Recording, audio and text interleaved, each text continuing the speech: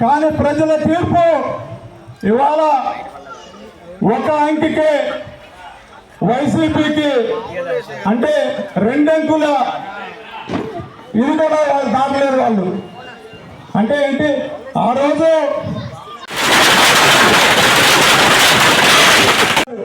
ఇదొక చరిత్ర, ఇదొక రికార్డు. కావున వారి విజయాన్ని కాంక్షిస్తూ మరి ఇప్పుడు ముందుగా మనం కేక్ కట్ చేద్దాం. ఆ తర్వాత బాణసంచ కాల్పులు, మిఠాయిలు పంపిణీ ఉంటాయి.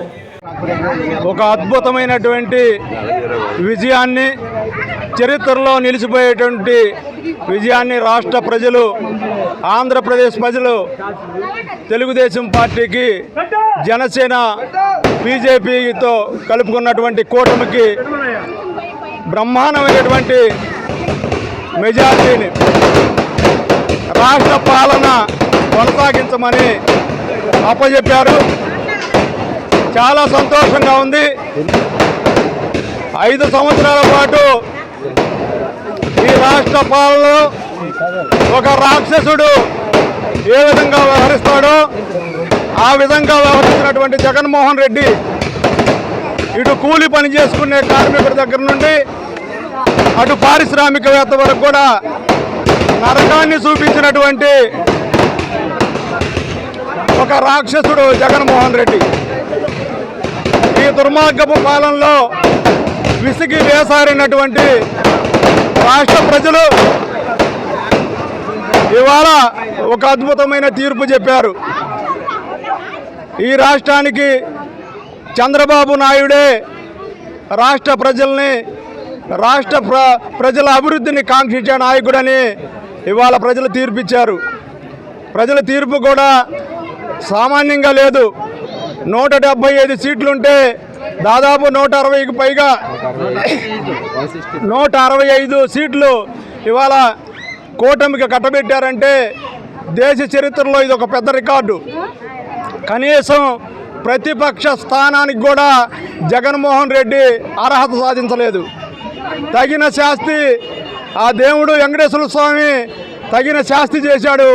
ఎందుకంటే ఇవాళ దేవుళ్ళని కూడా అపహాస్యం చేసినటువంటి ఈ దుర్మార్గులు రథాలను తగలబెడితే అదేముందలే, డబ్బులు పెడితే మళ్ళీ కొత్తగా చేయించుకోవచ్చు అన్నారు. వెంకటేశ్వర స్వామి తిరుపతిని ఎంత దారుణంగా తయారు చేశారంటే ప్రజలందరూ కూడా గమనిస్తూనే ఉన్నారు. అంటే తిరుపతికి వెళ్ళకూడదు, ఆ వెంకటేశ్వర స్వామిని దర్శించుకోకూడదు, అసహ్యం కలిగేదాకా చేయాలని చెప్పేసి అక్కడ అటువంటి వాతావరణాన్ని ఈ ప్రభుత్వం కల్పించింది. సామాన్యుడు బ్రతికే పరిస్థితి లేదు. చెత్త పన్నేశారు. ఎవడన్నా వేస్తాడా? చెత్త నాయాలు కాబట్టి చెత్త పన్నేశాడు. అంతేకాదు అన్ని రకాల విద్యుత్ ఛార్జీలు పెంచాడు. 5 సార్లు 6 సార్లు విద్యుత్ ఛార్జీలు పెంచాడు.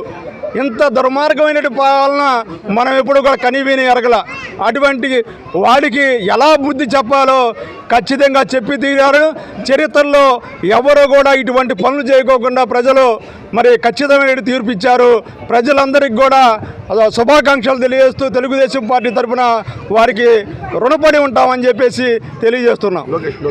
నారా లోకేష్ గారి అడ్డా అన్నదానికి ఈరోజు రుజువైందని చెప్పి ఈ సందర్భంగా తెలియజేసుకుంటూ లక్షకి దగ్గరలో అంటే 2000 అటు ఇటుగా దగ్గరలో ఉన్నారు.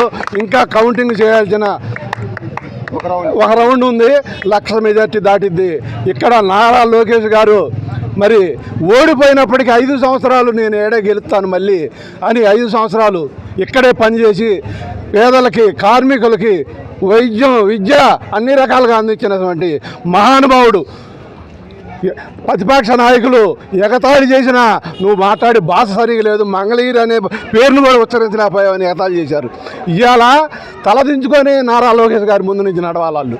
అలాంటి పరిస్థితి నారా లోకేష్ గారు మంగళగిరి ప్రాంతంలో కలువ చేశాడని చెప్పేసి ఈ సందర్భంగా తెలియజేసుకో. మంగళగిరి నియోజకవర్గం ప్రజలందరికీ కూడా చేతులెత్తి మరీ నమస్కారం చేస్తున్నాం, ఎందుకంటే ఇంత భారీ మెజార్టీ ఇచ్చినందుకు.